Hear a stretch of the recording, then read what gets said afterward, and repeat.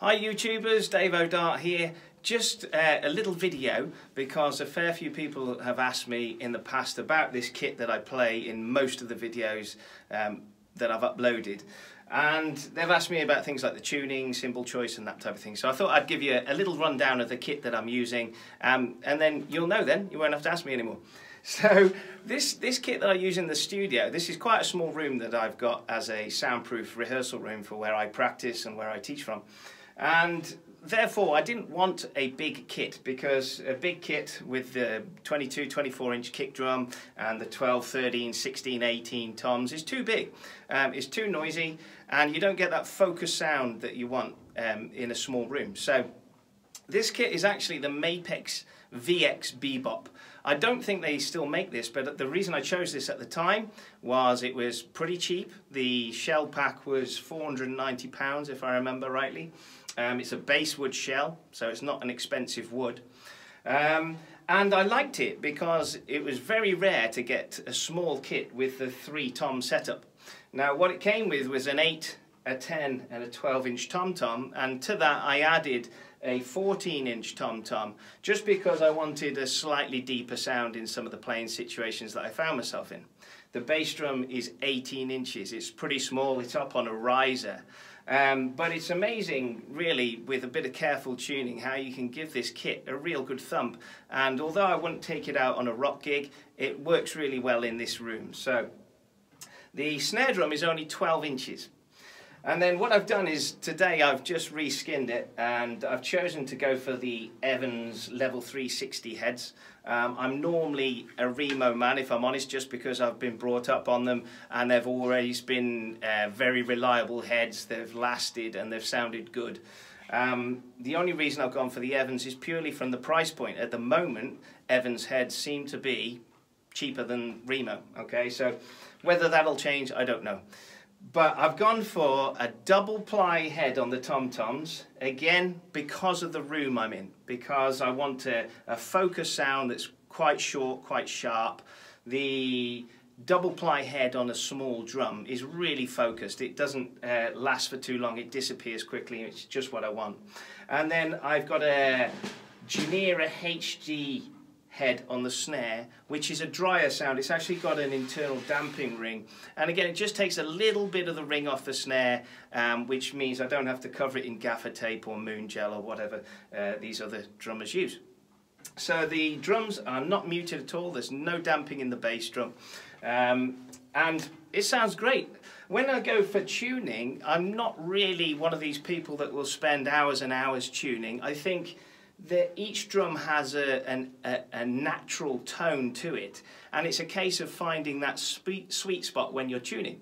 The general rule for me is I'll tune the batter head, which is the top head here, just to the first note I can get from it really, without it sounding all flappy and horrible. So I have mine tuned quite low in terms of the frequency range that they're capable of. And then the bottom head is the original head that came with the Mapex kit. I've never changed the bottom heads, I only changed the top heads, and I tune those to just slightly higher. In terms of a sound, I think I'm right in saying that I tune to an arpeggio scale. But basically in my head I'm hearing bom bom bom bom bom bom bom bom, and depending on the amount of drums that I've got to play with, that's kind of the sort of sound I go for.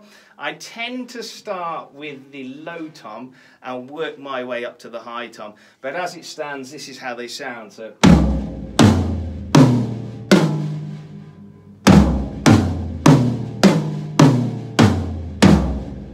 obviously, because this kit's used for gradings, I want there to be a real clear difference between each of those drums, because when you're doing oral tests in the exams, you've got to be able to hear the difference, because you're not allowed to look at the examiner playing the kit, and if you can't hear the difference, it's really not a fair test. In terms of the snare, I like cranking this up a little bit. I don't have this low, I like a nice crisp response from it.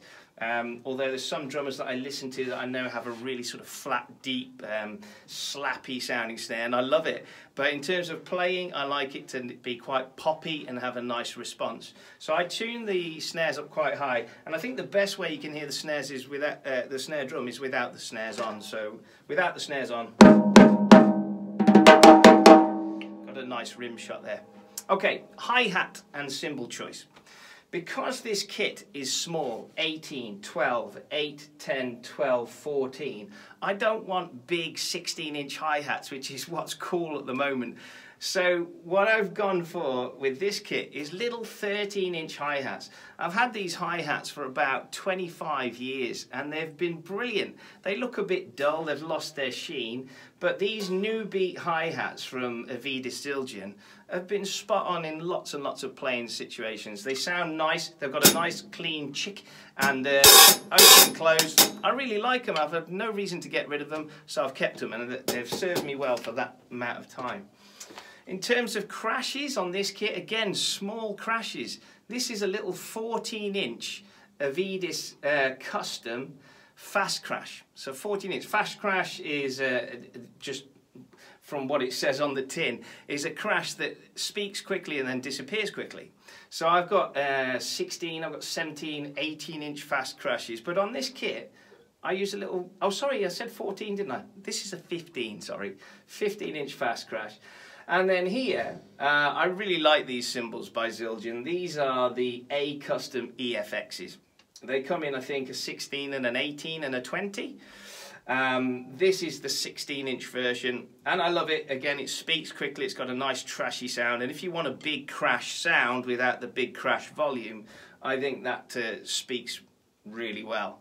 In terms of a ride, this happens to be on the kit. It's probably not the ideal ride for this kit, but it's the K Heavy Ride 20-inch, and it's got a lovely ping. The thing that sold this ride to me was the bell, because it's got the clearest bell I've heard on a ride in a long, long time.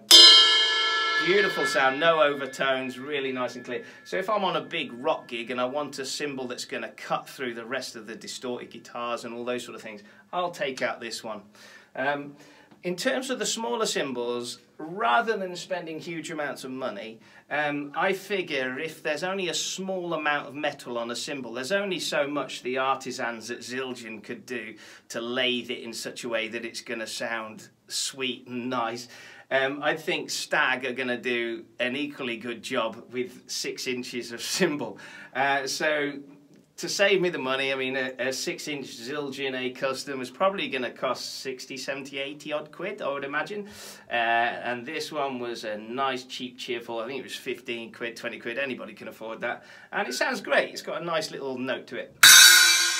And then over here again, another Stag, a little stack. Well, no, it was bought to stack. I'm not actually stacking it in the moment. And this, I believe, is a 10-inch mini China. You have to smack it pretty hard to get a reasonable sound out of it. But it's just I wanted a small cymbal that fitted on this side of the kit that I could use for accenting, that would speak clearly and disappear quickly too.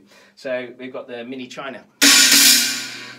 So there we have it. This is the kit that I play most of the time. In the other corner, I'll do another video at some point of the other kit that I use to practice on, which has got a slightly different tom-tom setup. I've got a 3 up and a 1 down on the other kit. But I'll leave that for another video. Hopefully that answers all your questions about this kit and the way I tune it. And hopefully you like the sound of it. And if you've got any questions, you can leave me a comment. All right.